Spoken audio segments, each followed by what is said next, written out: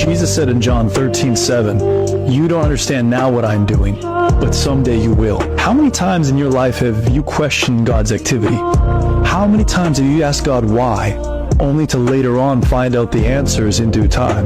See, sometimes when we're experiencing discomfort, we demand answers from God.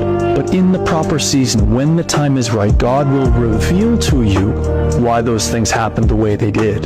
And as you walk boldly in faith and look back over the course of your life, you will see the hand of God, the provision of God, the grace of God, but it takes time.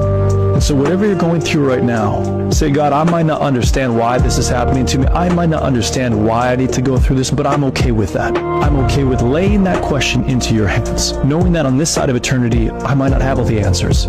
But I'm trusting you, God, knowing that you know better than I. You don't understand now what he is doing, but the promise is one day you will. Jesus. Hey guys, London, say hi. Hi. Welcome back to Wide Awake, and I'm your host, Blue Jaden, right? So I want to talk about when it's okay to outgrow people. It's a sensitive subject, but bear with me, because if you can relate to the issue, or if you notice that you're in a different place lately, then this episode might be just for you. So I'm going to start out with saying there comes a point in healing where the hardest part, it isn't about the trauma anymore. It's about the relationships who no longer fit who you're becoming. And when you're going through this, it can feel confusing. Not because you stopped caring about a person and you didn't just suddenly become cold, but you grew, right? And so growth to some folks can feel like betrayal. And it only feels like betrayal from the people who benefited from the old version of the person you just were. But when you decide to get to that place, it doesn't mean that they're bad, and it doesn't mean that you're better than them. It just means that that connection, it was just meant for a season of survival. And you're stepping into the season now where you have more self-respect. There's nothing wrong with that.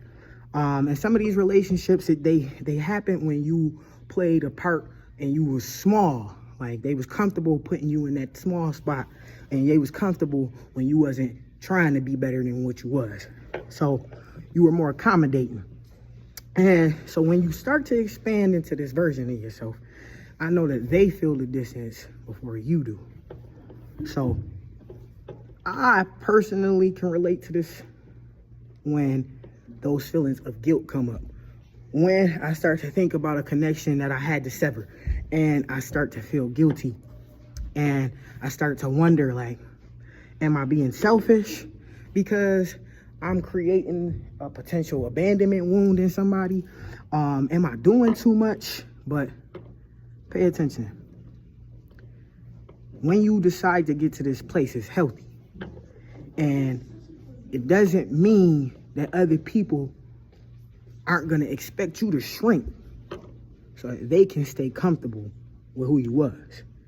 It means that you're different. And it don't mean that different is wrong necessarily.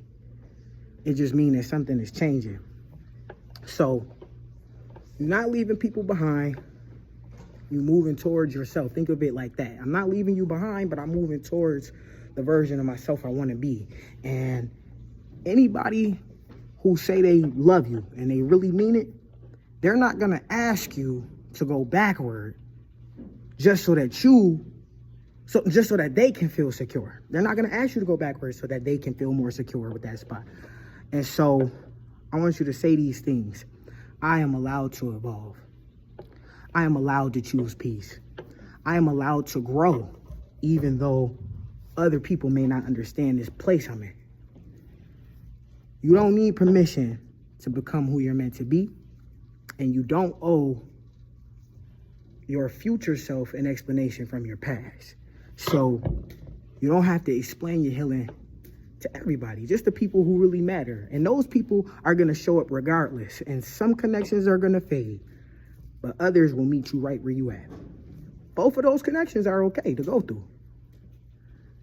So if letting go is overwhelming right now with somebody, and you're feeling things like anxiety and you're feeling grief, I just want to remind people who are located in the United States that you can always dial 988, and that'll direct you to somebody who can handle you in that time when you're experiencing that mental health crisis.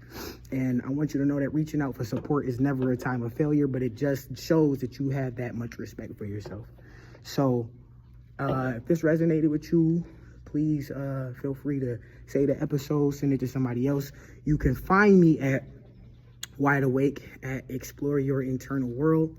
And I really want you guys to stay in connection with me.